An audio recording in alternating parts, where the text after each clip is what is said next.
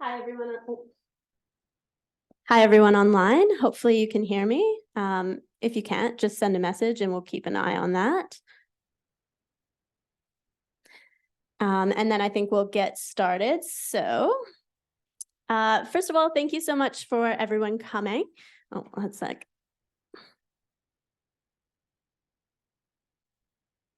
Yes. Okay. Thank you, Michelle. Thank you so much for everyone coming both in person and online. This is the culmination of 18 months of work, and we're very excited to have you all here. Please take notes. We're going to have a big discussion at the end about everything that we're going to discuss today. So if you have any questions, please hold off until then. Otherwise, we'll get started. Let me just see if I can. We'd like to begin by acknowledging the traditional owners and custodians of the land from which we speak today, the Gubbi Gubbi people, and pay our enduring respect to elders past, present and emerging. My name is Alison Foley from 10 Little Pieces, and I'm presenting with Dr. Lincoln Hood of Tangaroa Blue Foundation.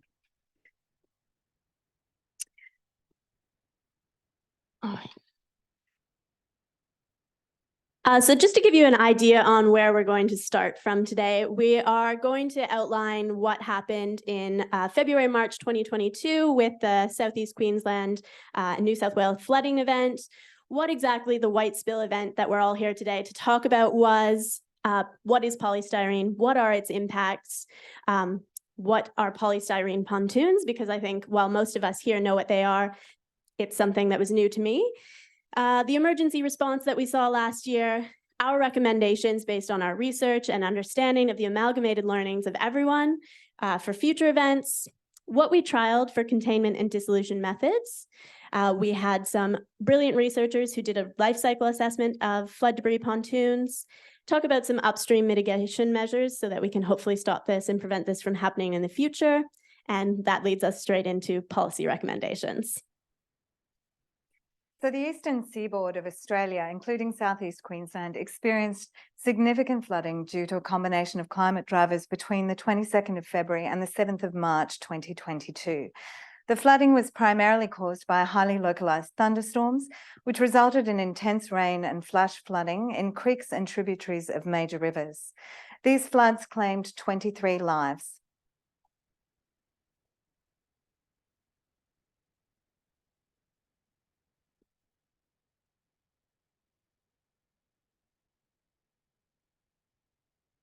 And caused extensive damage to property and the environment. Devastating and record-breaking floods have occurred throughout history in these regions, and scientists predict that the potential for more devastating floods will become more likely under climate change. In addition to the priceless loss of life associated with these floods, the local, state and federal... Excuse me, we're just having a small technical issue here.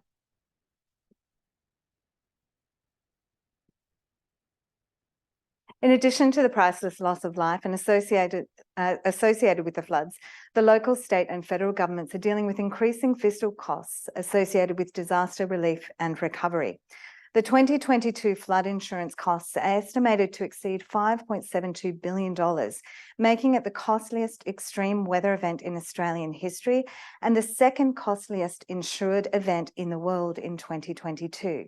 The federal budget plans to spend an additional $6 billion on these flood recovery efforts over the next 4 years. However, these numbers do not explicitly account for the environmental impacts associated with these flood disasters.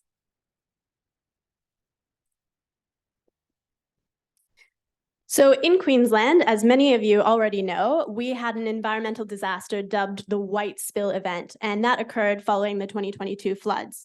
And this consisted of an extreme marine debris dispersal and the beaching of some 37 known pontoons, which is a floating platform used for various recreational and commercial activities.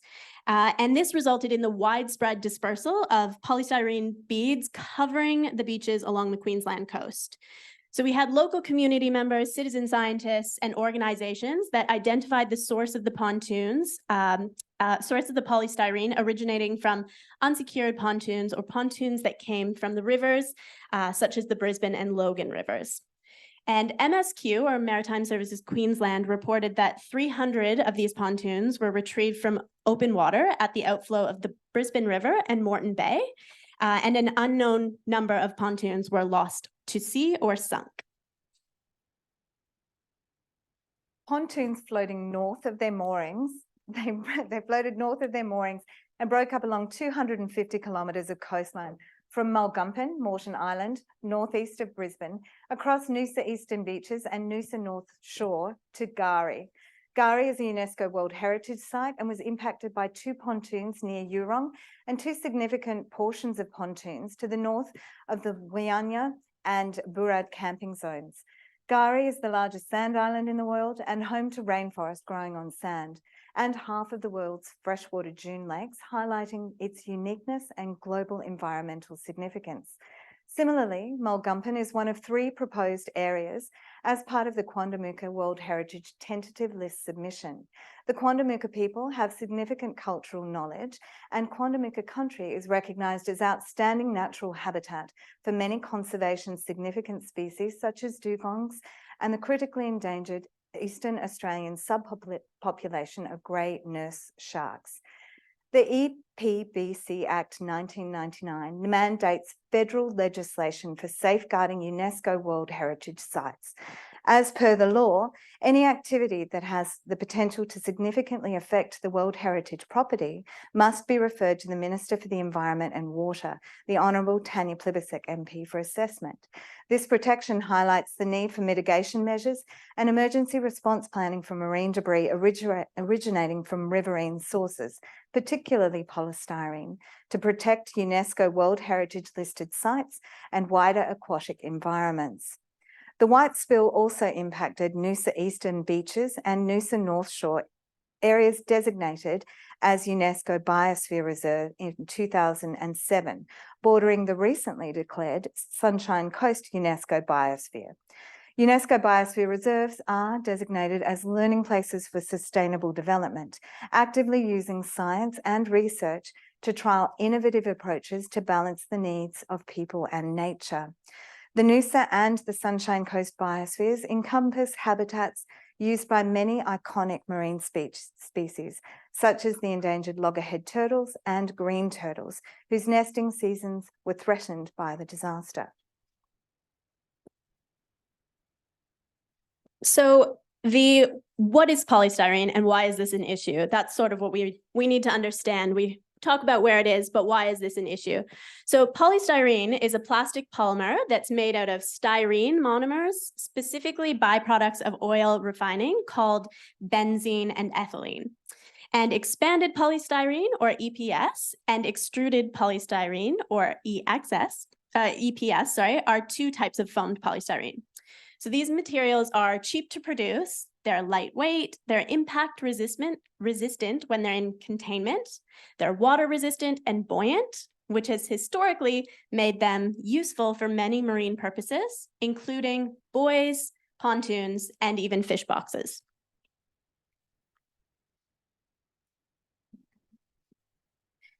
So those characteristics, that lightness and low density of polystyrene, in combination with weather such as sunlight, rain, and wind, results in polystyrene being very fragmentable and easily transported by wind or water, increasing its ability to disperse rapidly. So this is especially problematic in aquatic conditions, as we all know, because you have waves, you have sand, and you have the sun. So you can see a lot of this weathering and accelerated fragmentation under these conditions. Polystyrene is also very resistant to biodegradation. The other problems with polystyrene, there are chemicals present in them. So when they create polystyrene, they add in some chemicals such as polycyclic aromatic hydrocarbons and flame retardants like hexabromocyklododecaine, or HBCD, and any chemicals that it might pick up while it's traveling through the environment. So as you know, chemicals can cause negative environmental impacts. For example, you have endocrine disrupting effects, which can be toxic to the early development of fish. It can impact the bone and liver metabolism of fish and impact even reproduction. So you have lots of impacts from that. But then you also have the issue of this fragmented polystyrene being ingested. So you have physical and toxic impacts of that. And we know that over 800 species are known to be affected by marine debris through ingestion or entanglement. And since polystyrene fragments are quite small, their appearance can make them desirable to certain species. So when they ingest this plastic, it can have the chemical impacts from the ingestion, but it can also include a false feeling of fullness or mechanical obstruction of the gut and the associated responses to that. So you have the white spill, which occurred during turtle hatching season, posing an immediate risk to these endangered loggerhead and green turtles that are protected here in Australia under the EPBC Act. So as a result of our developing knowledge, it's important that the precautionary principle be applied to mitigate these potential impacts on marine wildlife and the environment.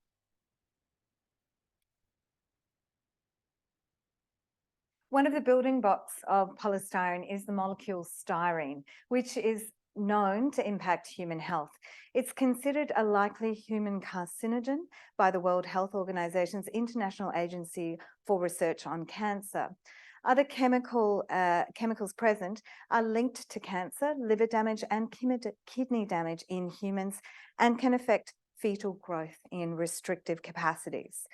There's also growing evidence that the impacts of polystyrene microplastic on the cells of the human body, for example, studies have shown that human kidney and liver cells exposed to polystyrene microplastics resulted in morphological, metabolic, and proliferative changes to cells and cellular stress. Polystyrene is difficult to recycle unless it is absolutely clean, resulting in more than 93% of it ending up in landfill here in Australia. This takes up a significant amount of space and can persist in landfill for hundreds of years without degrading, instead disintegrating into microplastics.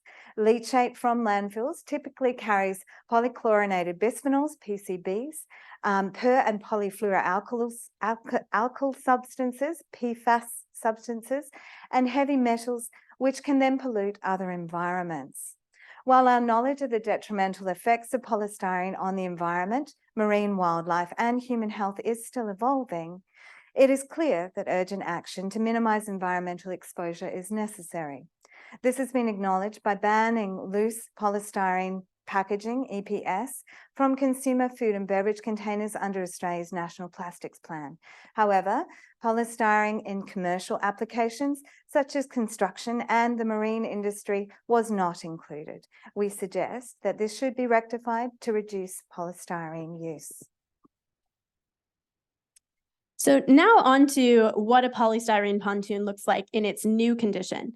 So you have a range of these in different sizes, different construction design, and different material usage. But based on our discussions, a typical pontoon measures 14 meters by 4 meters by 1 meter and can weigh up to 16 tons. However, that includes 39 cubic meters of polystyrene, and that can weigh up to 600 kilos. And we're talking per polystyrene pontoon. So assuming 37 of these pontoons were beached, which is the number that we know about, and they were all that size, which is an assumption, that would be almost 1,500 cubic meters of polystyrene weighing around 22 tons.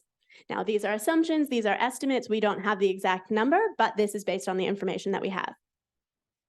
Now, not all of these polystyrene pontoons are unencapsulated. They normally have, or often have, a polyethylene liner, or they can be encased in hard plastic or concrete. They also consist of steel, aluminium, and concrete.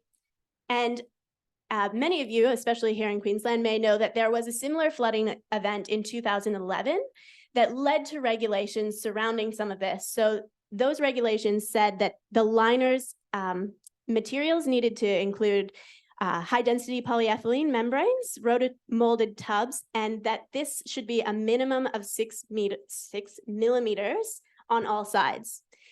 And importantly, that all pontoons are supposed to have an ID plate attached to them, as you can see in that little bottom image. So it's supposed to say Department of Transport and Main Roads and identifiable to the lot.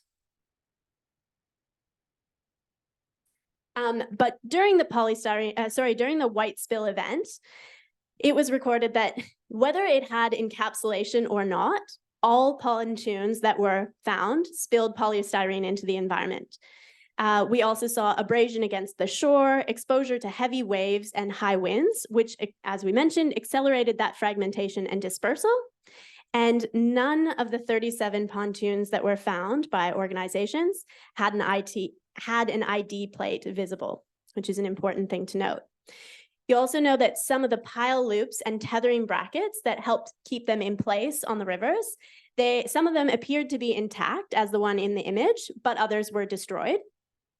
And no matter which site we were talking about, all sites showed a variety of polystyrene sizes. So you had where you could see the whole pontoon, you had large polybergs, which were big pieces of the polystyrene, you had smaller chunks, and then you were working down to those individual polystyrene particles. So it really fragmented in a variety of ways.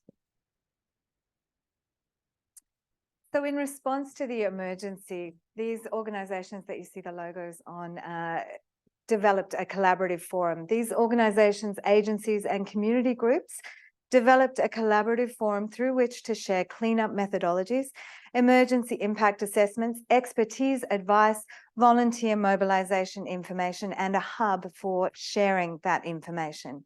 Community updates were provided through social, local, and 20 national media channels during the event. The White Spill Working Group leadership and collaborative ambition led to an increased uptake of mechanical technologies and physical techniques to contain polystyrene dispersal from the pontoons and retrieve distributed polystyrene from the impact sites. Immediate cleanup efforts focused on gathering and securely storing dispersed polystyrene chunks and fragments in a process of intense marine debris triage. It was immediately apparent that people power was required. With many of the pontoons remaining exposed in situ at their landing sites for many weeks and even months, the profound environmental impact of the polystyrene spread from identified hotspots at the impact sites to entire coastlines. The White Spill Working Group, the White Spill Working Group collated first-hand reports of the challenges impeding cleanup efforts and created a visual library of evidence from the South-east Queensland event. However, we also amalgamated the learnings from international polystyrene and marine debris events, disaster and emergency response methodologies from across the world, and relevant scientific literature. From this work, a framework of action steps has evolved and continues to evolve, and we're going to walk through each of these steps mentioned on this slide. So the Queensland Disaster Management 2016 strategic policy identifies two strategic objectives that underpin disaster management in Queensland. The first one is to strive to safeguard people, property, and the environment from disaster impacts. And the second is to empower and support local communities to manage disaster risks, respond to events, and be more resilient. Now, the White Spill is applicable to both of those strategic objectives, but in particular, Objective 1, which safeguards the environment from disaster impacts. Now, the management of the White Spill was complicated by a lack of clarity regarding the roles and responsibilities of the involved agencies, which was attributed to the unprecedented nature of the event. However, the Inspector General has designated agencies, such as MSQ, with developing strategies to prevent similar incidents in the future. Now, our report also references international frameworks for marine debris, emergency management response, including the National Oceanic and Atmospheric Administration, or NOAA, which we are going to show you on one slide, a flow chart from their marine debris management. Please don't be scared. We're not going to walk through it or anything, but this is in the interest of us leaving time for discussion and recognizing that these frameworks exist elsewhere, and it's something that Australia could consider implementing. So this is what it looks like. No need to try and read it at all, but you'll notice that this flow chart has a reference to multiple agencies, which you can see on the top of the slide there. Multiple laws in the bottom left in the green, you can see the Stafford Act Declaration. And it has responses based on certain criteria and circumstances. So it's a flowchart of yes or no, a sort of choose your own adventure of what's happening to help you get the best outcome. And this is directly from North Carolina's Marine Debris Emergency Response Plan. So this is just for marine debris. So this is something that we could look at, or Australia could look at, considering adapting for our purposes and in the context here. So based on that framework, and specifically for polystyrene, we do recommend that clear guidelines are developed on who is responsible as the designated lead authority in each possible scenario, such as a pontoon that's floating down the river while the flooding event is happening, or just in general, a pontoon that's stranded on land, a pontoon that is on a coastal beach in a tidal zone, which is what we saw a lot of in our specific case, a pontoon in open water, and even today, damaged pontoons that are still currently moored in the river. So this info also needs to be accessible to the public because our effectiveness during the White Spill event was compromised due to this lack of clarity and everyone trying to figure out what was going on and how to handle this situation.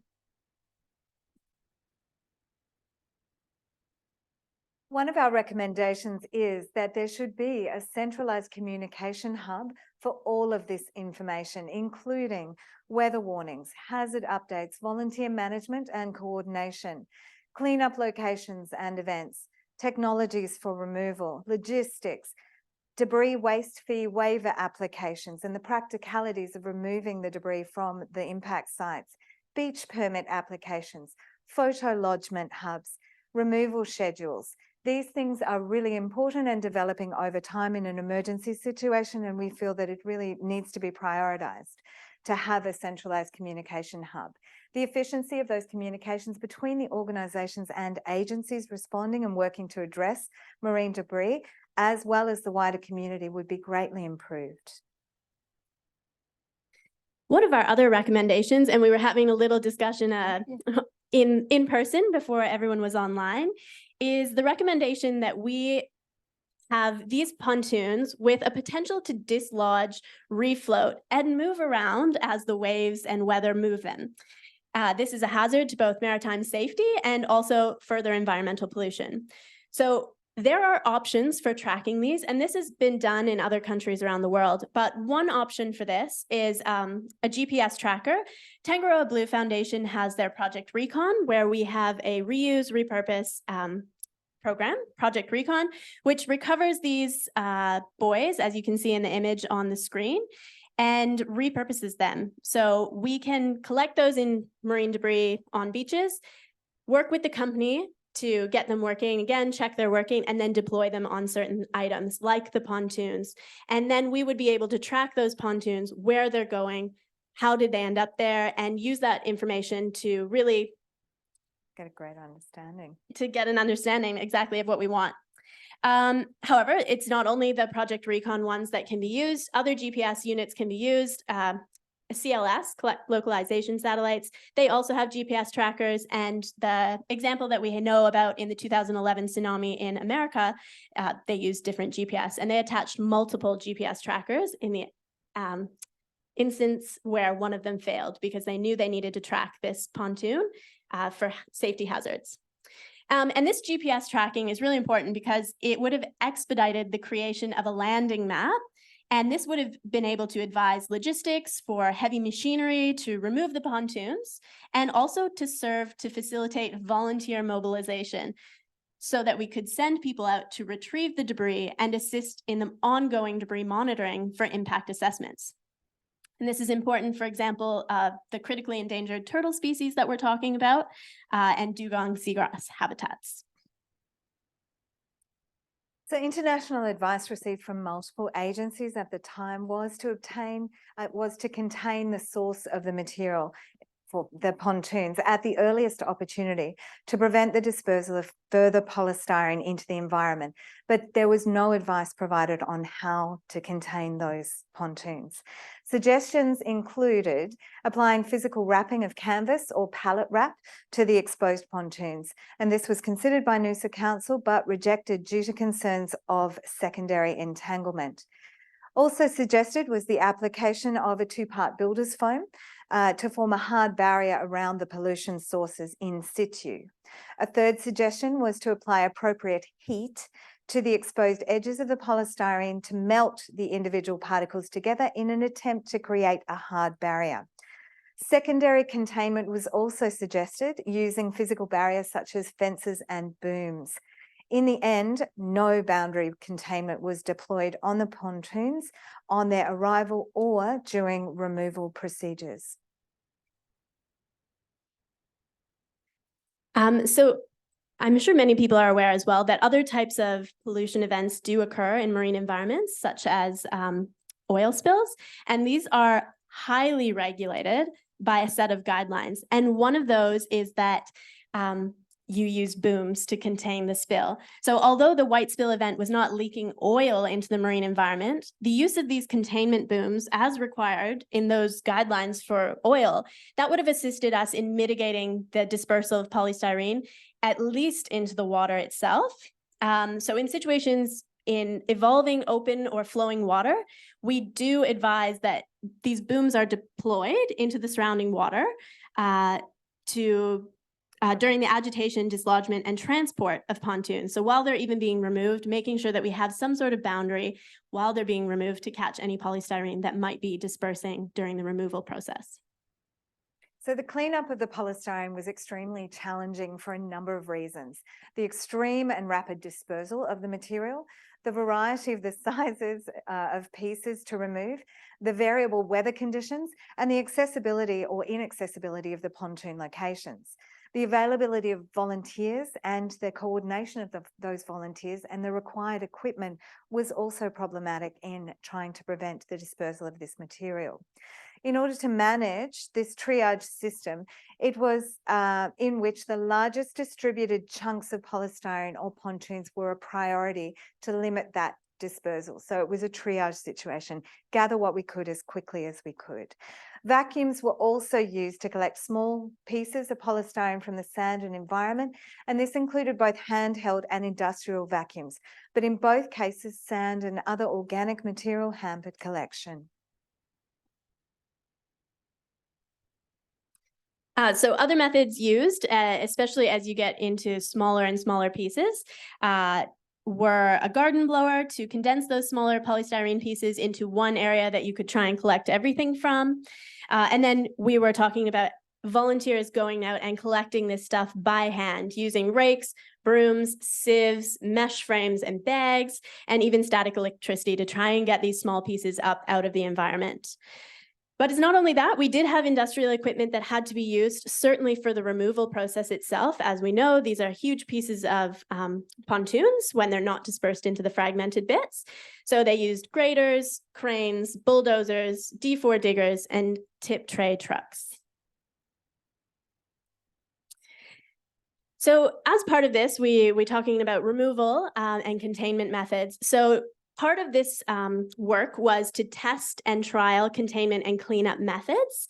So we did a pilot trial as part of Tangaroa Blue Foundation from February to May of 2023. And we used virgin polystyrene, so hadn't been out into the environment at all yet, to provide a conservative estimate of the effectiveness of multiple containment methods. And then we also tested 2 dissolution methods to see how we could basically start to clean up this debris and to contribute to the current state of knowledge. So there are lots of types of materials that you can use to wrap items to contain them, and we tested 6. So the variability in the UV light that would penetrate these 6, the water that can enter each of them, and all of that is variables that may impact the item contained within, so in this case, polystyrene. For dissolution methods, we used acetone and D-limonene, which were tested to reduce the volume of polystyrene, to consider this as an option for separating and condensing the polystyrene from the pontoons. For those of you that don't know, acetone is a colorless liquid with a distinct smell and taste. It evaporates easily, dissolves in water, and is also flammable. It's used to make many items, including plastic, fibers, and other chemicals. It's found naturally in plants and forest fires. However, important to note here, it is considered acutely toxic for fish and aquatic invertebrates, algae, and microorganisms in certain concentrations. And so allowing it to enter waterways should be avoided. However, D-limonene is a clear, colorless liquid as well, but it's made from the oil extracted from citrus peels. And it's recognized as food safe by the US Food and Drug Administration. It's often used as a flavor and fragrance and is used in cleaning supplies. So although contamination of waterways is not recommended with this product, it's not hazardous. It's not considered hazardous or for acute or chronic aquatic conditions. So it might be a safer option in coastal environments. So as I mentioned, we tested 6 containment methods in one of the staff members' yards. So we had 3 sizes of brand new polystyrene. We're looking at 0.1 cubic meters, 0.3 cubic meters, and 0.5 cubic meters. So you'll note that this is not the size of a pontoon itself. This is scaled down into what we could manage. So all pieces were staked to the ground using ratchet straps and tent pegs, and then they had a primary barrier and they had a secondary barrier. So just on this image at the front, you can see that we've got a control. So polystyrene just not covered with anything. We use clear shrink wrap, heavy shrink wrap, biodegradable stretch wrap, silver shade cloth, black shade cloth, and a heavy duty tarp to test. And we recorded observations after 2 days of our abrasion treatment. So as we discussed, you've got wind, water, waves. This is someone's yard. So we used a garden hose, which is the best we could simulate in this condition to simulate water. It's still exposed to the sun. And then we recorded our observations after.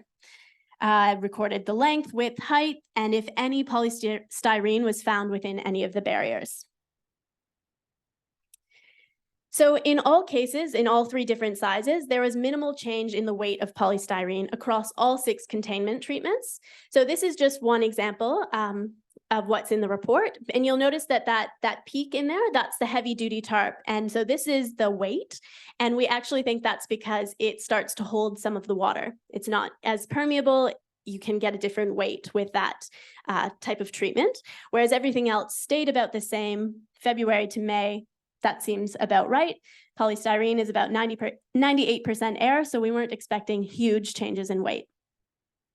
However, what we did find was even over this period of time, all treatments except the heavy-duty tarp began to show coloring by the 5th week of the trial. So this is brand new polystyrene, exposed to the sun, covered, and you're still seeing these changes in color in everything but the heavy-duty tarp. We also saw that the shade cloths, more permeable, they start to have some dirt in them. And there was, in the cases where a containment treatment was applied, the treatments did start to come loose from each of the pieces of polystyrene. However, none of them came completely loose. Noting again that we're talking about smaller pieces in slightly different conditions than we would find on the beach. So as I said, both the primary and secondary boundaries were checked for polystyrene pieces that had come loose, and only the control treatment, so something not covered by anything, and the biodegradable hand stretch containment recorded visible polystyrene in the barriers. We also saw that the control treatment was degraded from the friction of the strap that was attached to it, as you would expect, and that happened by week 2. So nothing happening but getting hosed down by a garden, and we're starting to see polystyrene degrade. And the biodegradable hand stretch wrap had chunks of polystyrene. So that's what you can see in the bottom left here, chunks of it coming off by week 2. However, we couldn't even find that in the containment barriers. So even with containment methods, even with barriers and brand new polystyrene, we're seeing it enter the environment. And then by week 3, more polystyrene was found in these barriers. So we're talking not even that long, not even as harsh conditions as we have in the beach, and we're starting to see this stuff degrade. Now on to the dissolution tests. So we conducted, again, same on all 3 sizes of the polystyrene. They're fed into the solvent and they're stirred regularly. So this is a video that we are definitely not watching. It's the full 30 minutes, but just to show you, we put the polystyrene pieces into the solvent. You can start to see it come apart, very gluey, very sticky. In this case, this is 30 minutes, and you get all the way to the end and you start to see it coming down like this. So you lose a lot of volume, massive amounts of the volume, but we're talking time here. So just to give you an idea of that. Now, in all cases, all three sizes of the polystyrene dissolved quickest when acetone was used as the solvent. So we saw the time range from 8.5 minutes to 26 minutes. And in D-limonene, we saw the dissolution time ranged from 20 minutes to 6.5 hours for the same sizes. So we need to be thinking very clearly about this and thinking about how this would work in a real life scenario and not a trial. Now, again, this is a trial. The results of this should be very cautiously interpreted, as there are lots of caveats of most things, including, as I've mentioned, we used brand new polystyrene, not degraded in any way, shape, or form already. We used much smaller sizes of pieces of polystyrene, and of course, the conditions are not the same as the beach. However, these trials did indicate that all containment methods, except the biodegradable hand stretch wrap, reduce the amount of visible polystyrene leakage into the environment. None of the containment methods came completely off in the 12-week trial. And in the future, events where polystyrene pontoons are beached securely, attaching a containment method could reduce the polystyrene that is spilling into the environment based off of this work. Oops. So through Tangaroa Blue Foundation's and 10 Little Pieces work, we worked with researchers at RMIT and CSIRO's Ending Plastic Waste mission, and this was an incredible collaboration that we're very grateful for. And they did a life cycle assessment approach to managing marine EPS litter from flood-released pontoons. And this was conducted and published in the journal Chemisphere in June 2023, with the lead author being a PhD student, Tu Zayachak, who is online now, I believe. And his work found that to assist in the cleanup efforts and provide crucial data for developing management guidelines, the study investigated the environmental performance of different end-of-life situations for pontoons. And that could be landfill, mechanical reprocessing, or dissolution and precipitation using D-limonene, which is what we also trialed. So using this framework, the results showed that D-limonene was the most environmentally favorable option, especially when the polystyrene precipitate, so that bit at the end where you get that gluey bit, was recycled into a new product. The impacts from mechanical reprocessing was moderate when compared with landfill and D-limonene. And the results also showed that transportation, particularly the transportation of personnel and the heavy machinery required to remote beach sites, was the biggest contributor to the stages of the end of life. However, none of these methods are commercially available at the scale to handle pontoon debris or any contaminated polystyrene at the moment. So what we have now is landfill. This study also, of course, identified the limitations of the study, which future work can improve. And this includes real-world measured data and accounting for polystyrene leakage during transport and handling. Additionally, it was recommended that end-of-life disposal should not take priority over waste avoidance, and that the waste avoidance can be achieved using alternative materials for pontoon production and promoting improved care and responsibility of pontoons. So a big part of what that work just mentioned is using real-world measured data as a crucial component of making evidence-based decisions and evaluating their effectiveness. So the Australian Marine Debris Initiative, or the AMD database, is the largest database of marine debris in the Southern Hemisphere, with data going back to 2004, and providing time series data and information on marine debris trends here in Australia. So during the White Spill event, citizen scientists recorded the removal of more than 5.5 tons of litter items from 187 cleanups at 76 sites throughout South-east Queensland from January 2022 to March 2023, approximately 1 year following the flooding event. Now, this is a conservative estimate of the total amount of debris removed following the floods due to the excessive amounts of debris that was retrieved, the urgency in removal, and the limited capacity to record data in the AMD database due to this. So based on this, the top item collected was hard plastic pieces with more than 25,000 items collected. However, foam remnants or polystyrene was the fourth most common item collected, as you can see in the circled red image on the screen. Now, it's not always possible to determine the origin or source of foam when it's a foam remnant. It's a little piece of polystyrene on the beach. So some of these may not have come from a polystyrene pontoon, but based on all of the work that we saw, it's highly likely that a lot of this was coming from these pontoons. There is also, at the moment, no specific item in the AMD database for pontoons. However, many contributors recorded this in the notes section. So you can see in the map on the right-hand side of the screen where they recorded that these were pontoons.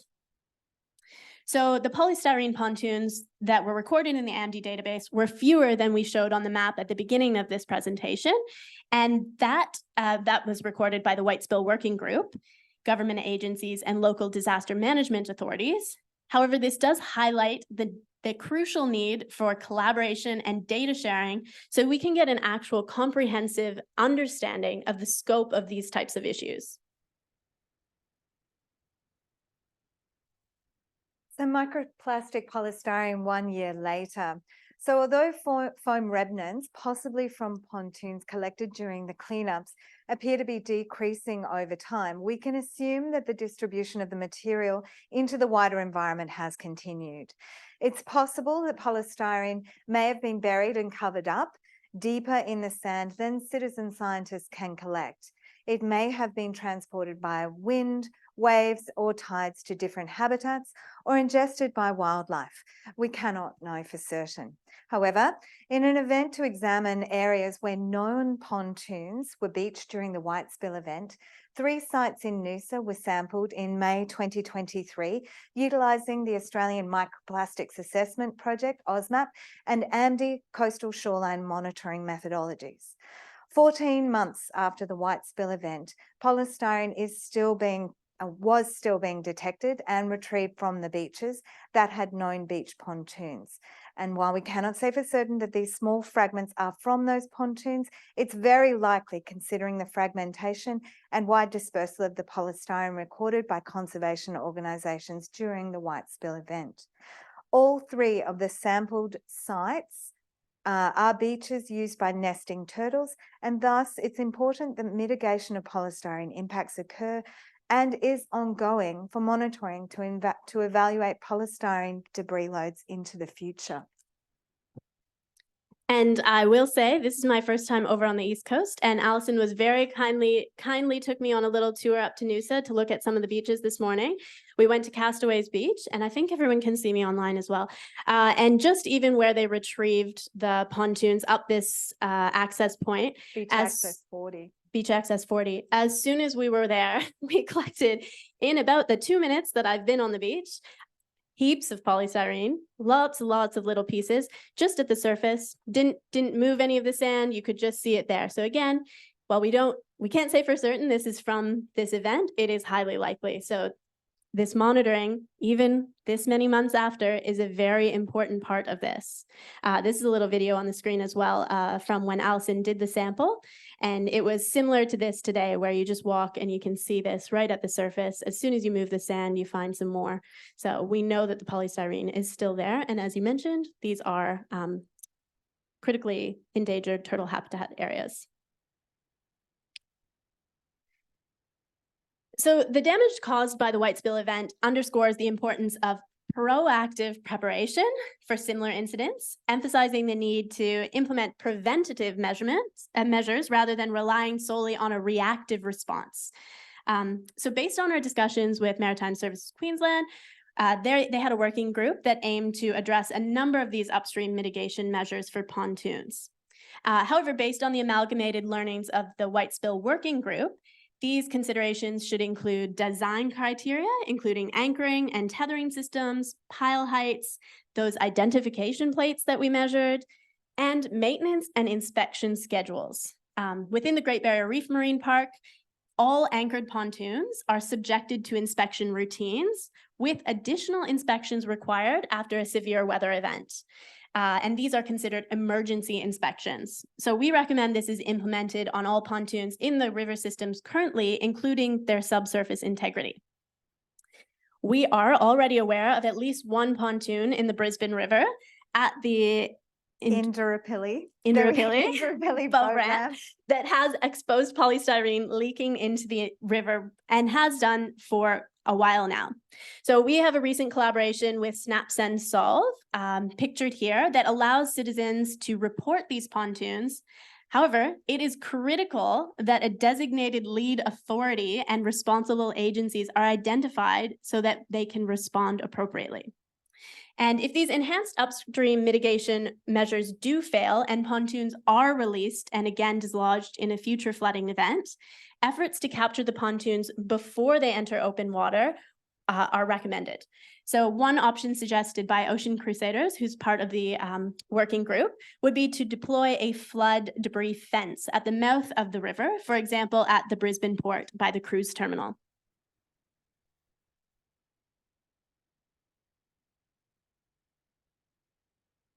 So Australia is committed to working towards the achievement of the United Nations Sustainable Development Goals, including Goal 14.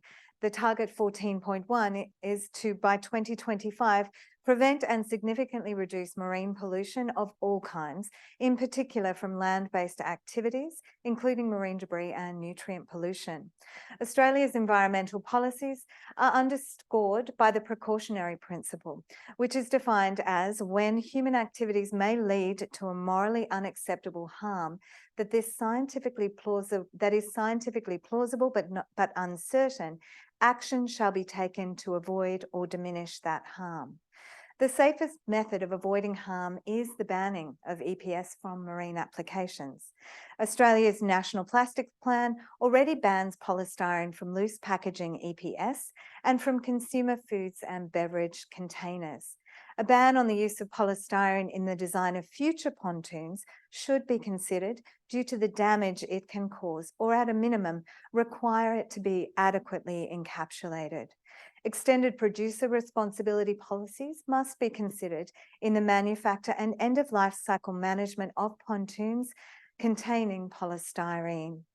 The cost of the 2022 floods is estimated to be $5.81 billion, highlighting the importance of insurance and the potential for it to be utilised as a mechanism for pontoon debris mitigation and cleanup efforts.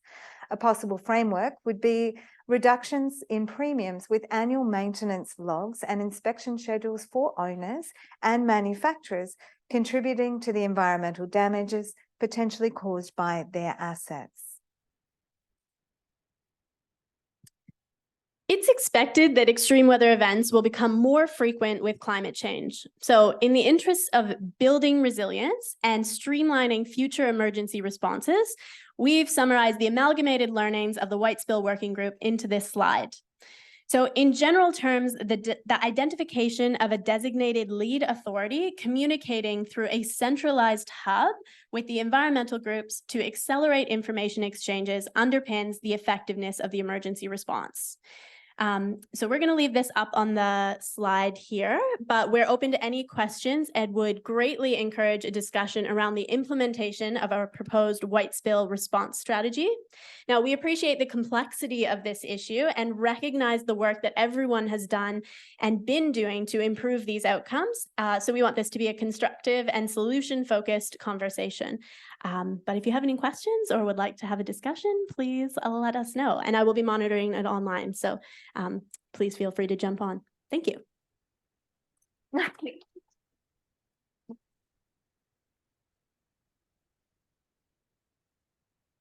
Any questions? Or comments. We're open to comments as well. And I'll just reiterate what Lincoln has said in that we absolutely recognise the complexity of this. And over the last 18 months, we have been so grateful for the input and the willingness of so many dignitaries and authorities to help us work out a pathway forward. We haven't got all the answers, but we really do hope that our work is contributing in a meaningful way to the state of knowledge around how to handle this kind of event. Any questions? Oh, I just noticed people in chat. Oh, yeah, so I've Do we take the microphone? Yep. Ah. Does Go she ahead. need the mic? Yeah. Does she need the microphone? I'll give you. That way everyone online can hear you. Thank you. Hi, Narelle McCarthy, Sunshine Coast Environment Council. Just want to thank you both, and obviously all the participants and contributors along the way and on the journey, and also to acknowledge Natalie Frost, who was SCEC's coordinator at the time when this was happening. So Natalie played a very key role here. So I just wanted to acknowledge her work, and also that the Sunshine Coast Environment Council is very keen to continue in this project, and obviously acknowledge the incredible amount of work and learnings that have come from this as well. I was just interested from a policy response from Minister Mark Bailey, whether there has been any engagement with TMR or with his office regarding this. When this first happened, I was in contact with his office and his advisor, and I can say that the minister was horrified at what he was seeing, particularly going out into Moreton Bay. I don't believe that he actually got to the Sunshine Coast to actually see firsthand what was happening, but he certainly had a grasp of the severity and, again, that word, the unprecedented nature and complexity, and how confronting it was.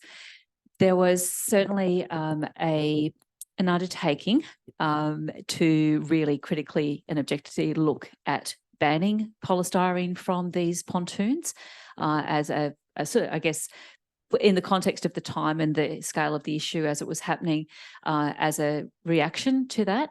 I'm just wondering what the political sentiment is around that, whether that's actually been engaged with. So for this work, we did have some discussions with MSQ and TMR as well. And we, I believe one of them is online as well. So if you would like to comment, feel free to unmute yourself and jump in. But they were having working groups as well and working with industry to discuss a lot of solutions.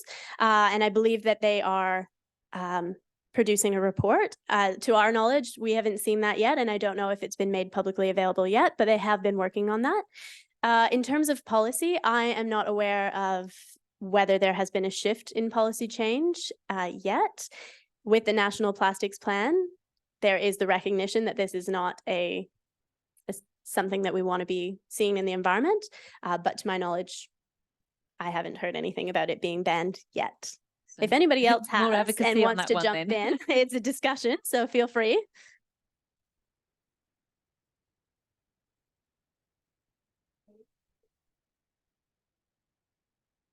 Bit scary with the microphone, but I just want to acknowledge the effort, the time, the expertise of volunteer community members, environmental organisations who have actually managed, monitored, and really continued this conversation that's so critical and so impactful to this point 18 months later. Mm-hmm.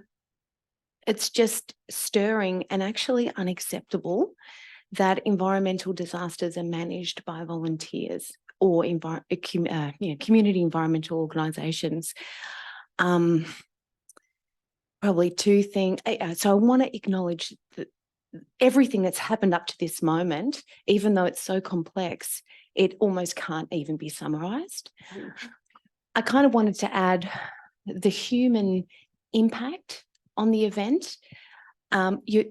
What I love about the presentation today is it's so proactive and constructive in its approach. It's generous, and you're so grateful. Like Narelle said, what we're left with is the huge cost of dealing with this. It's got to go back to banning. It's just unacceptable to have polystyrene and plastic in marine environments. If even the management and recovery of it is not even in place. So I kind of want to make that point and reiterate that of what we're left with as an audience. And also just that human impact. I remember during the floods, my son was out surfing. And to think of an upturned, waterlogged, tonned vessel and no one was actually hurt or killed is just a luck. And so that human element should really emphasize the profound environmental impacts too, you know, as like a preface. And additionally, just being here, having made that film and interviewed and talked with people, the human impact on residents, just the level of despair, of anxiety, of, you know, not knowing what to do has really, really hurt people. And that emotional toll, it's very hard to quantify or resolve, but when we talk about climate impact now, that social cohesion is starting to be measurable, and it's an important part of the story. So just to finish my comment, I wanted to say It's very welcome. Noosa and Sunshine Coast Council have worked on a climate action roadmap, and we did all this work measuring climate risk, much of which is predicted, but so much is unpredictable. And research around the world confirms that what you've put in place and the recommendations you've suggested here so discreetly, so well, is a preventative and that precautionary element. And research says that in terms of climate adaptation and dealing with very real and unpredictable risk, investing in preventative and precautionary actions far outweighs the cost of dealing with the impact and the cost of recovery. So when we're talking about policy or funding or moving forward, I really, as president of the Sunshine Coast Environment Council, I'd like to say I really support and applaud these recommendations on behalf of people who live here, the unspeakable voices of animals and habitat who we have to speak for, future generations, and Alison's mentioned all the unknown pontoons that are out to sea, you know, the probably 130 that are in the ocean somewhere. So thank you.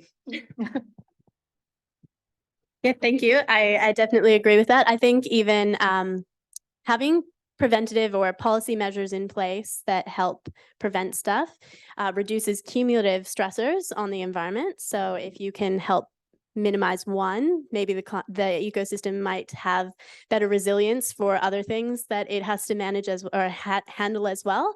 I also think that once some systems and policies are in place, it's potentially easier to adapt them as things change with climate. So if you have a oil spill regulations and policies for that, and now you have a polystyrene pollution plan, and you come up with a marine debris management response, having these systems and policies in place would hopefully be helpful moving forward in that preventative measures, but also just to develop new things as we have new unprecedented incidents happen moving forward.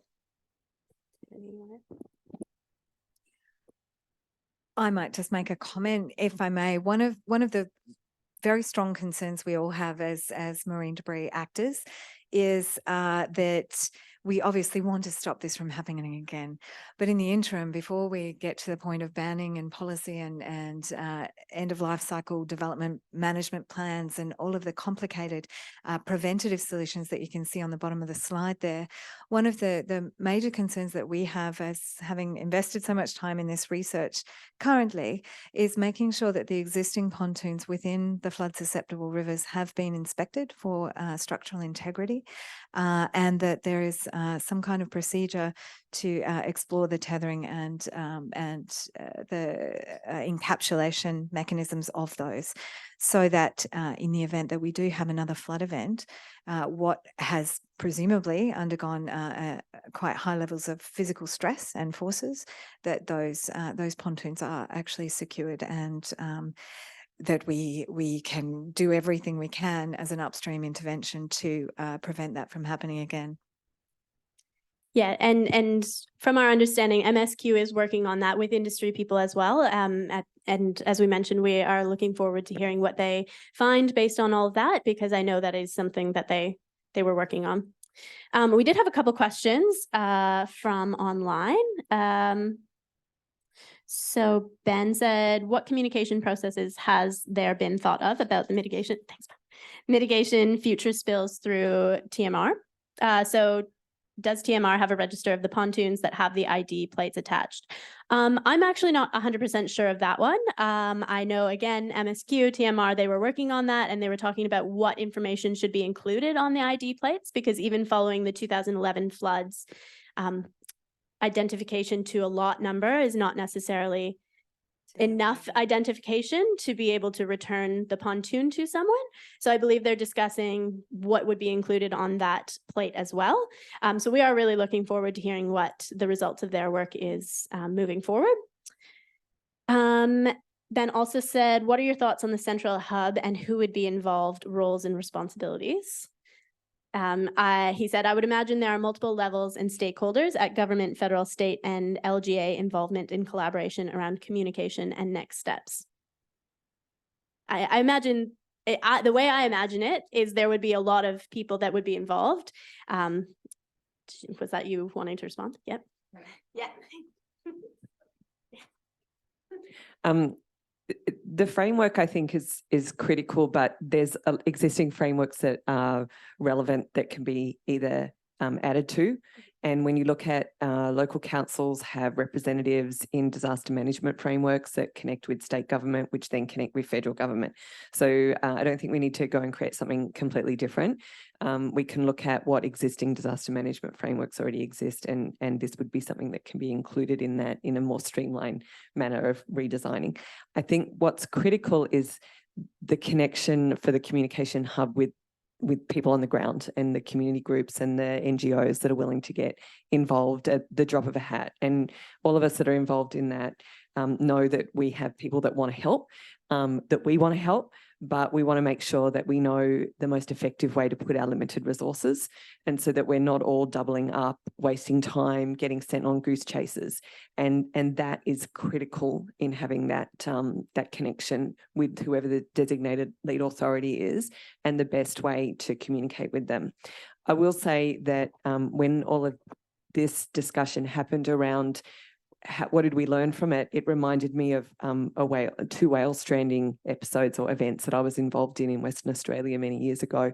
And the first one was that I was involved in was the first one that happened in 10 years. And nobody knew what to do because we'd lost all this knowledge. What we didn't know was we had 30 whales to deal with. And we kind of all got our heads together, and the government got their heads together, and we all got connected. We didn't realise 6 weeks later we're going to be dealing with 120 whales on the beach. So it was almost like a heads up of everyone needs to get their stuff together because the big one's coming. And I think that that's what we need to consider here, is that we don't lose that knowledge.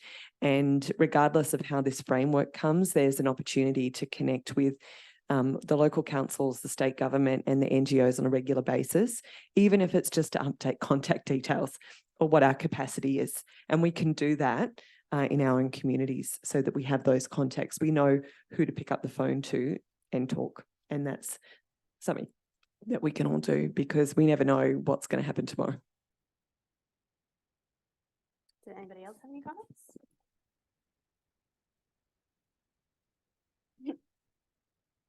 I mean, really, the main thing that I wanted to point out is communication, right? We've discussed it so many times that is really the key element. Is it's great when there is a framework, but really it comes down to, as you said, Haiti, who's doing what at what time? Who do we need to contact for the next step to go into place? So I think as long as there's a clear framework, I agree. We never have to recreate wheels if there's something that's working in place. How do we back on top of those systems? How do we make sure that the people on the ground and the management in any of these groups are actually talking to each other? Because otherwise that's when it does become a bit of a cluster. So, yeah. And I'll just add to that. Next steps are we have the report. The report's been vetted by DES because they funded this research. So they've had a look at it and they said, yes, we released it as quickly as we can.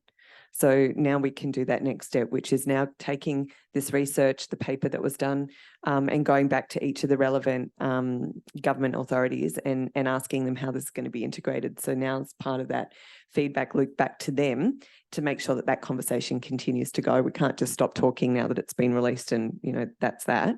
Now we have the information that we need to present to them and make sure that those conversations continue to happen so the integration can also happen.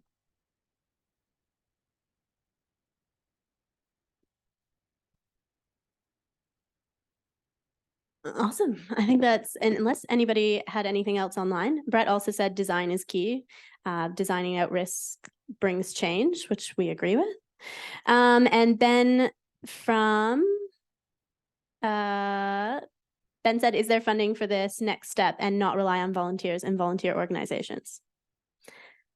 Not that I'm aware of. That might be above me, I don't know, but I haven't heard of any funding for something like this moving forward. I certainly think it's something that should be discussed for how to fund this work to make sure stuff is integrated. How do we get these communication systems implemented? How do we implement this? But to my knowledge, not that I've heard of. Helen asked, is there commitment from TMR on monitoring the pontoons and addressing maintenance that is current registered pontoons on the river to have a pre-storm season maintenance check? Again, not that we've heard from MSQ or TMR, that could be coming, but we haven't heard anything from them yet. Woody's online. Woody, if you want to jump in, he's from MSQ. If you want to jump in and comment on any of that, we would certainly love to hear your comments or where it's at with your working group, but not that we're aware of. Yep, g'day. Sorry, can everyone hear me okay? Yep. Yeah, so I work at MSQ and we had a it was like a, I guess in response to the spill, MSQ sort of put their hand up and said we'd take a look into the current standards for pontoons. And so we had a few months there where we held working groups with local manufacturers and we reviewed current standards and we've put together a bunch of recommendations, which hasn't been sort of finalized and gone out yet, but it looks mostly at the design of these structures. And a lot of what you guys have done and said today in terms of the design criteria and preventative solutions, a lot of that we've definitely covered off on plus extra stuff. And so it's going through those processes now. But a lot of the like MSQ, I guess, and TMR, what we do is we look after a lot of the public, or we look after all the public marine infrastructure. So they're the public pontoons that are located around the state and on the river. There's only a couple here and there. And I guess the design criteria referred to earlier on, that's how we build our pontoons, which is, I guess, to an increased standard than what was usually required. But a lot of the pontoons that would have floated out during the flood, they're all attached to private land or private pontoons. So they have, I guess, a different set of criteria that they need to meet. And they don't necessarily have to comply with our standard for pontoons. They've got to comply to Australian standards and I guess extra requirements set out by local governments and also the Department of Science, Environment and Science DES. So they specify what requirements these pontoons need to be built to, and that was part of our review is I guess working with the wider government, trying to sort of link it all together we had a working group where we invited everyone in to discuss these things. So hopefully we can get some good solutions, I guess, following our recommendations. At the moment that's sort of still being finalised and passed over back to DES as the responsible body for these standards for the pontoons. But yeah, definitely what you guys have brought up as preventative solutions, from what I can see on the money. And I'm very confident that increasing those standards can, I guess, prevent something like this in the future. And while I haven't looked too much into containment methods and response on the beaches, hopefully by bringing up the standards, we won't see it again. So we just have a couple questions for you, Woody. So Woody, just to confirm, you're saying that the private pontoons, the responsibility of DES? yeah, they're going to follow the prescribed title works guidelines when they put in a development application to council. Council will assess against DES's design, not design criteria, their prescribed title works code, and that's the requirements that they need to meet, and as well as the Australian standards. And should also be, I guess, some sort of industry practice of what the certifying registered professional engineer is happy with. We don't personally get involved with any of the private pontoons. So DES is responsible for the design features of a private pontoon, but local council is responsible for the assessment of it, the certification of it. Yeah, and also local councils, they can they have their own, I guess, local laws of what a pontoon would need to meet as well. So while you do have DES's planning scheme, DES's title works code, local councils can also go above and beyond and set their own standards for infrastructure like that when they do development applications. So I'm just thinking about, you know, we register cars and boats and trailers and everything to state government. I'm questioning why this would be a local government registration process and not a state government one.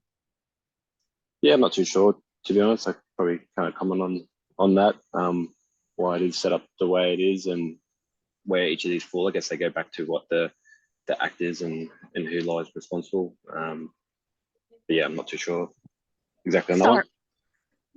Well, maybe that can be added to another recommendation that it goes to state government. We may have another appendices in development right now. Sorry, I don't know whether you can hear. Sorry, I'm from MSQ. I work in a different area to Woody. So basically the pontoons are title works. So they are not registered per se. They trigger development approvals. So DES has the coastal development legislation and then the prescribed title works. But councils also have to, I believe, I know Brisbane definitely has it in the prescribed title works are then in the planning scheme. So because they're attached to the private land, they're treated as part of that private land in terms of the development approval, even though they sit within the river. So that's why they don't have a separate registration.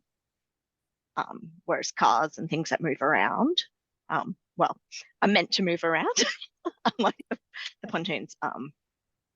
That's where you have those regos, if that makes sense. I guess so. I think that just from feasibility, whether it would be something that could be changed so that it's consistent across all of the councils or state government might make things easier in terms of this identification plate requirements or all of these, who's responsible, how to manage this. I'm not sure how we would go about that, but certainly might make things easier, especially since they are translocatable, as evidenced by both the 2011 Brisbane floods and this again now. Might be worth considering. There's one thing that we've, I guess, looked at was, I guess, the requirements in the title works code for pontoons. And after 2011, they were changed. And they do not now require for the private structures identification plates.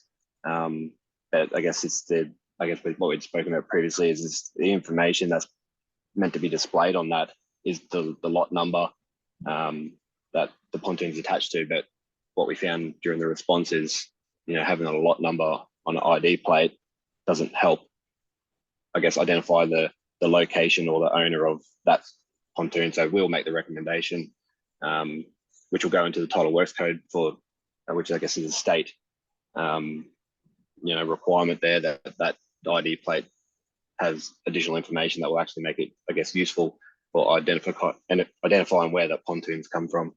But yeah, it's sort of, that's a lot of that information sits within the title works code. But that can, I guess, have as a guideline to assist designers when they design the structures or what DES would like to see. But it does set requirements for those structures and the ID plates is one. So by making changes to that document would require across the state pontoons to meet that. Yeah, which is great. And then I think in our previous conversation, we were talking about monitoring and enforcement, right? So it can be required but how do we tell if that's actually being done? And then maybe you can comment on that as well, but just like retrospectively for ones that already exist or even new ones, how to make sure that that is being maintained or enforced. I think that's one of the key things with a lot of these structures are regular inspection and maintenance of these structures. Every pontoon we certified by an engineer with a certain design life. But as far as I'm aware, once something's approached that design life, which is as long as it's meant to live, are they being swapped out or what's happening there? But definitely inspection and maintenance, regular maintenance is key to, I guess, keeping these things in good enough condition so that they can withstand a flood event. Yeah, absolutely. I think we have a couple comments in the room. Thanks, Woody. It's Narelle from the Sunshine Coast Environment Council. Just taking a very quick look at the Tidal Works code, and it is an accepted development code, which does limit councils in being able to actually condition these as well. If the process is to submit an application for a Tidal Works, which is then assessed against this code, as you point out. Currently, it's a 2017 version.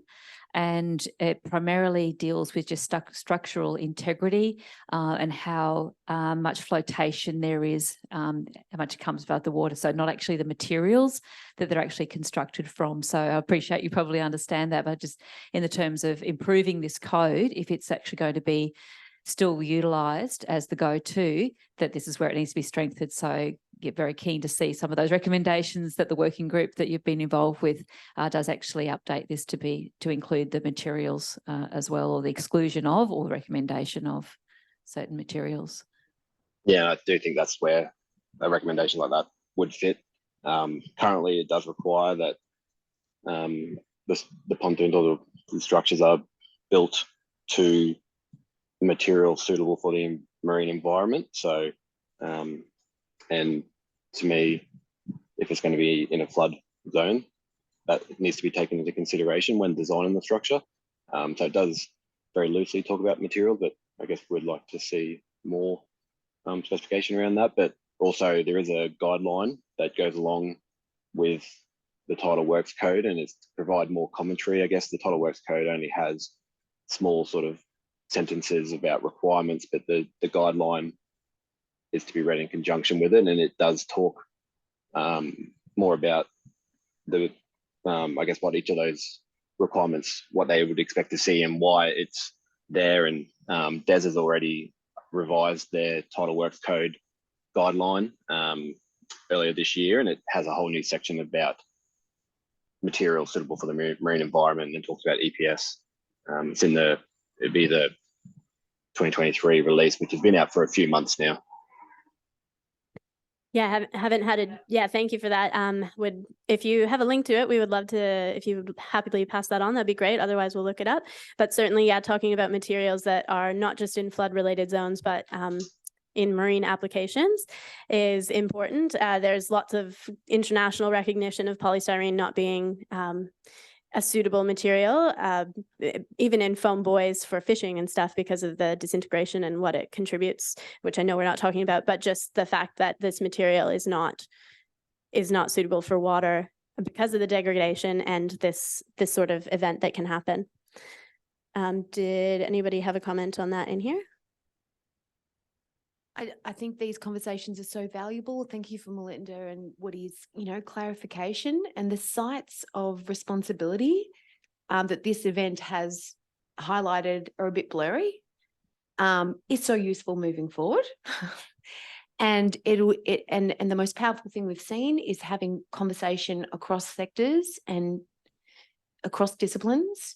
So if Woody and MSQ and TMR and DS want to get in a room and actually have a really focused conversation around who is responsible for the design criteria, the monitoring, regulation moving forward, so you're clear, then, it'll make sense, because there is no doubt that these things now are not just passive, inert floaties. They're dangerous. They've taken out people's homes, yachts, as well as the White Spill disaster. I wanted to ask a question of everyone in the room who's so involved in terms of the communication hub or that coordination element, the creation of a coordination hub moving forward, seeing as local governments have their own disaster management branches, it would make sense that there's an environmental disaster element to those put in place, because that's been highlighted, that's missing. But then if we zoom back and look at the whole region, would that work, is my question. If each local government had an extra staff member or a disaster management aspect to the disaster management branch, would that work? Or do we need a centralised SEQ regional centre who could be a hub and resource for communication? Because we know now that it doesn't have boundaries. So it could end up in the first scenario, if there's a staff member in Noosa, Sunny Coast, Gympie, Brisbane and everywhere in between, there would be a team of people. Or, as I say, is the ideal scenario a centralised new creation of a hub of sorts for a region? Excellent questions. And I don't pretend to have all the answers. My Alison Foley from 10 Little Pieces. One of my views on this is that there is so much expertise available to us in various levels of government, in various agencies, in various organisations, and we need this communication hub in whatever form it may take to include and provide access for the distribution of up-to-date, accurate information that can be acted on and distributed very quickly so that we can respond in the most effective way. I think the centralised communication hub may also have benefits for the acceleration of funding where it is required to facilitate the transport of volunteers to Gari, for example, to Mulgumpin, for example, to remote beaches on Noosa North Shore, to retrieve the debris as well. These things are very costly, and without the provision of that information in a really timely, centralised place, we have uncertainty, and uncertainty leads to inefficiency, and inefficiency means to higher levels of dispersal of marine debris in an event like this. A conversation that I had with the Inspector General of Emergency Management at the Gympie Community Forum, which was terribly affected by this flood event, was around the terms of reference for the flood event being from when the rains began to fall on the 27th of February to the 6th of March when the floodwaters began to recede. And the very candid conversation that I had with him, and I thank everybody for their candid conversations over the last 18 months or so, is that the marine debris emergency only began when the floodwaters began to recede. And I think now there is a recognition that the terms of reference for this event, particularly because of the work of cataloguing with the wonderful photographs of Sharon, for example, and the work of everyone in the room, is that we've established that this event had profound and long-lasting effects on these critical environments, and we don't even know yet the impact. And that's another reason why the ongoing monitoring and maintenance and the data sampling is critically important to assessing the impact of this event on these critical habitats. These are UNESCO biospheres. These are World Heritage tentatively listed sites. Gari is only 62 nautical miles south of the southern end of the Great Barrier Reef. These oceans are connected to all the other oceans. The horizon here is the Coral Sea. There are no boundaries here. And we all have something valuable to contribute to the remediation and mitigation of this event. And I think that's where the communication hub needs to be thought out by experts with far more experience than myself or any single one of us. There needs to be a very much a collaborative creation of something that will serve the interests and the needs of all these interest groups so that we can have the information that we need to act upon it in the most effective way moving forward.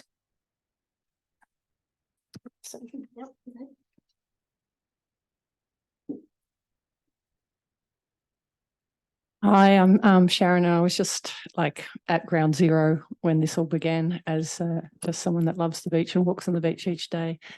And listening to all this, the idea of a communication hub, and listening to everyone and how people were involved in it and how all the organisations were involved in it.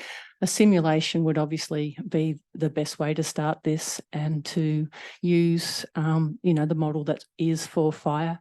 I mean, we talk about if this happens again, it's when it happens again. Mm. And that if we use the fire emergency model and create a simulation and have everyone in the room, which, it would be very close to having, and seeing what would happen if we had a scenario and how we'd act.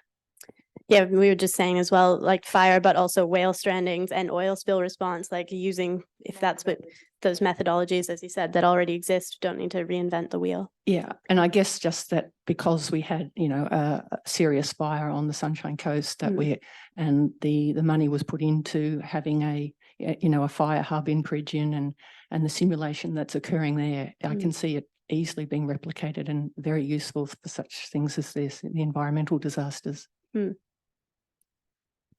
Hi, Lee from Coast Care, Coolum and North Shore Coast Care. Firstly, thank you. The work you've done is amazing, both Tangrow Blue and 10 Little Pieces. You've just been champions, and congratulations. I know it sounds a little bit controversial, but I've just been driving around Australia for a year and left just as this whole thing was unfolding, basically, and then noticed how many pontoons there are everywhere. And the thought that they're all full of polystyrene was terrifying from an environmental perspective. And listening today and realising that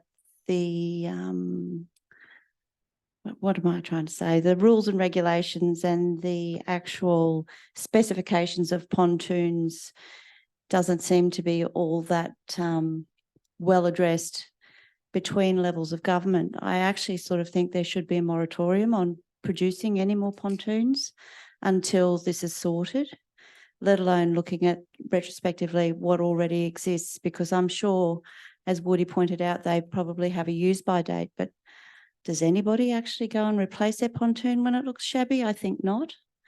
And I also can't quite understand why everybody needs a pontoon. Like, you've got all these canal developments with each house having a pontoon. Surely that could be reduced to shared pontoons, so then there's shared responsibility.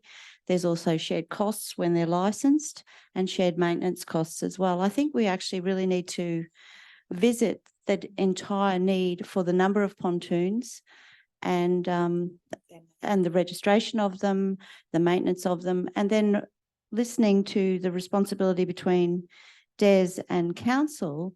Who is responsible if they are supposed to be routinely checked? Who's going to do that? So we really there's so much that needs to be sorted. There should be no more polystyrene pontoons made. And there's so much that we need to retrospectively deal with that I really feel it's important to stop any more pontoons going in until, because as I think we all agree, it's not if it happens, it's when it happens next. And it can be anywhere in Australia. It's not just here on the Sunshine Coast. Yeah. So Australia should be like smart enough to be the forerunners in actually legislating to remove polystyrene from all marine. It's just a no-brainer. I mean, seriously. Yeah, I certainly think, and that sort of leads to one of the questions that Ben had as well, just about what other alternative materials exist and why aren't they being used. So I agree. I definitely don't think that polystyrene should be used in marine applications. And there are other countries or local areas. I know there's a place in Canada as well that has banned the use of polystyrene in lakes, like in the lakes area.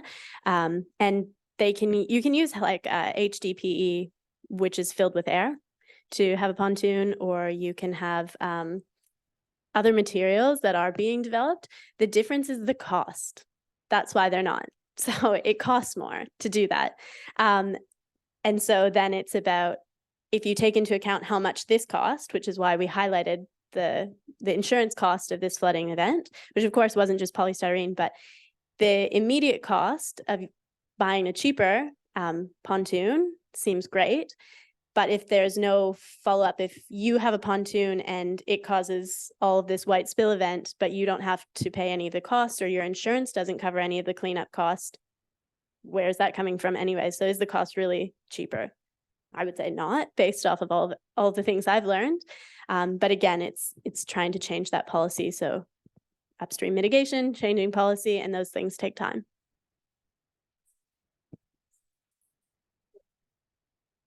Oh, cork. That's an interesting one. I haven't read about that one, but I mean, cork floats, obviously. So yeah, again, it would be something like, it would be great to run some trials. And there are some organizations that are running trials on alternative materials to polystyrene. Again, it's just making it commercial. And Brett said the evolution in designing out waffle pods in building is underway. Pontoons with this highlight on harm and risk, and positive change will come for pontoons. So again, yeah, there is stuff. It's just getting to that point and having these sorts of forums, bringing people together to talk about how to change it, I think is really valuable and really important. And continuing the discussion after this. Great. With, yeah.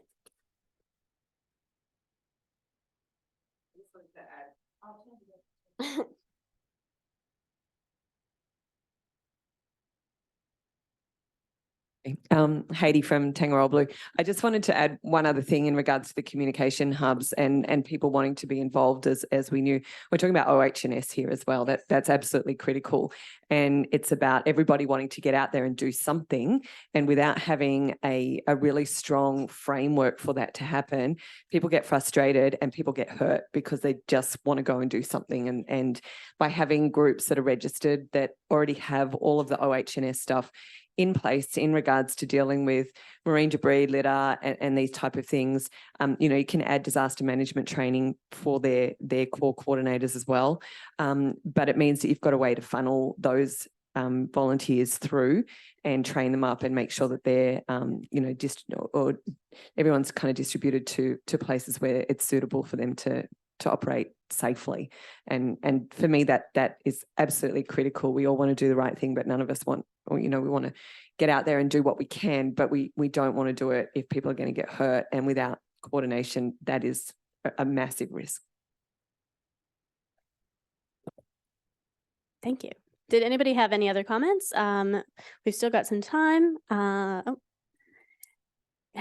Helen said, if the South-east Queensland councils have signed up to Snap Send Solve, people can submit their photos of pontoon degradation issues. Yes, that's my understanding of it. This is a very new collaboration. We've just started developing those resources. We haven't pushed it out or anything. It's only happened in the last couple of weeks. So we haven't had a chance to talk to anyone yet. This is our first discussion around it. But yeah, that is great and would be awesome if the councils are all signed up to Snap Send Solve. Yep.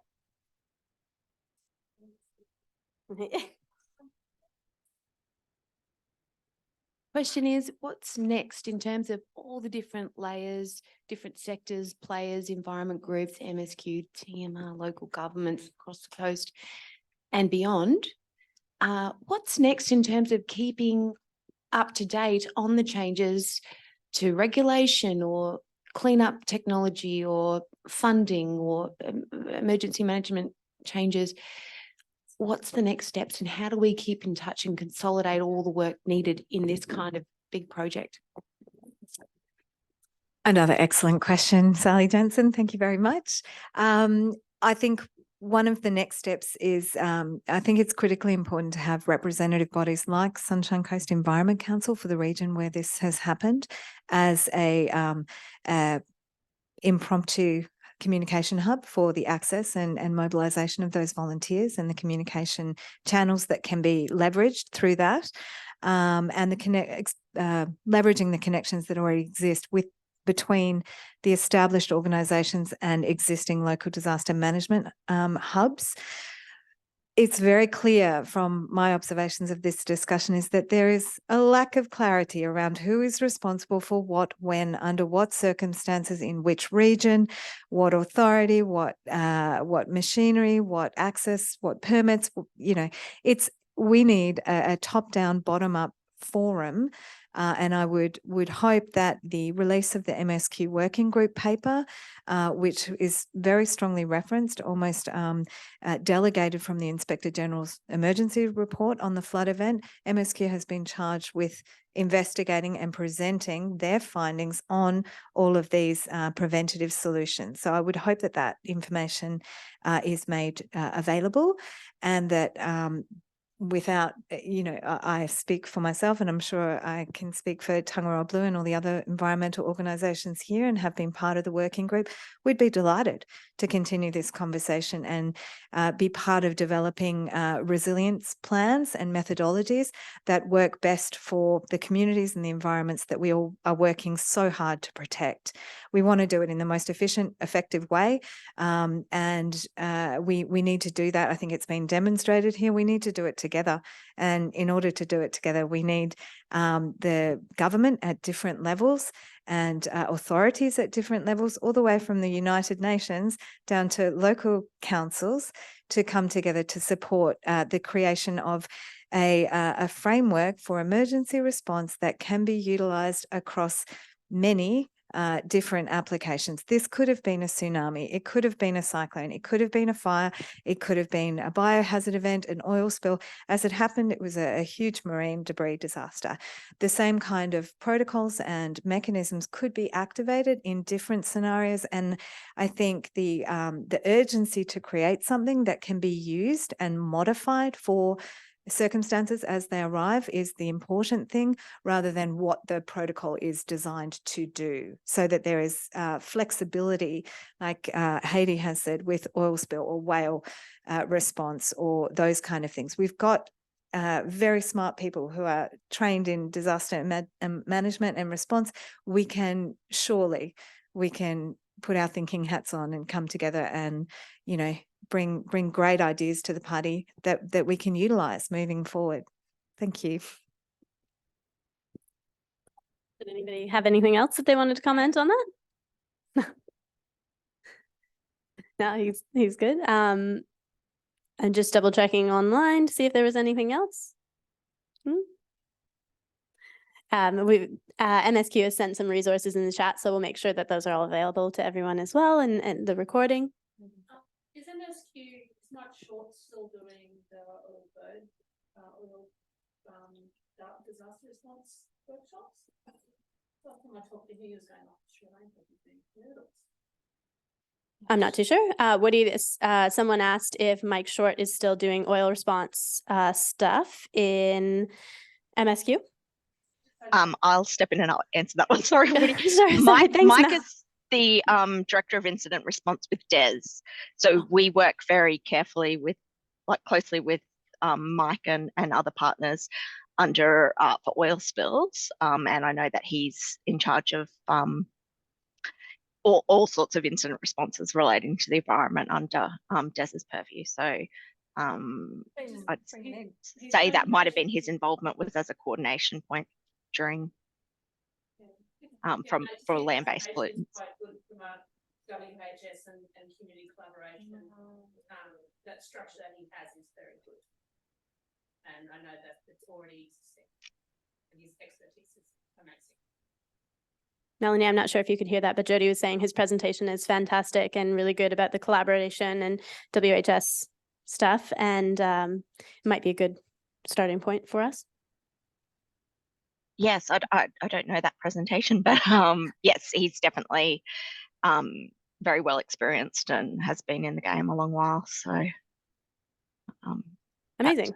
I do not doubt. Awesome. So we've got about 15 more minutes left. If people have any more comments or any questions or anything else they wanted to discuss, otherwise, we really appreciate, as we said, everyone participating in this and bringing up all these ideas, and hopefully we can find a way to keep pushing this forward and making an improvement that is going to see this not happen again in the future. Yep, we will certainly be providing updates via the Tangaroa Blue Foundation website. And as I said, everyone who's registered for this will get a copy of the recording. It will be made available. Yeah, please share the report. share everything that we've got. As we said, communication is the central part of this. So thank you for everyone attending. And thank you to everyone online for participating as well. I know it's a bit different being online, but we really appreciate it. So thank you. That's the end.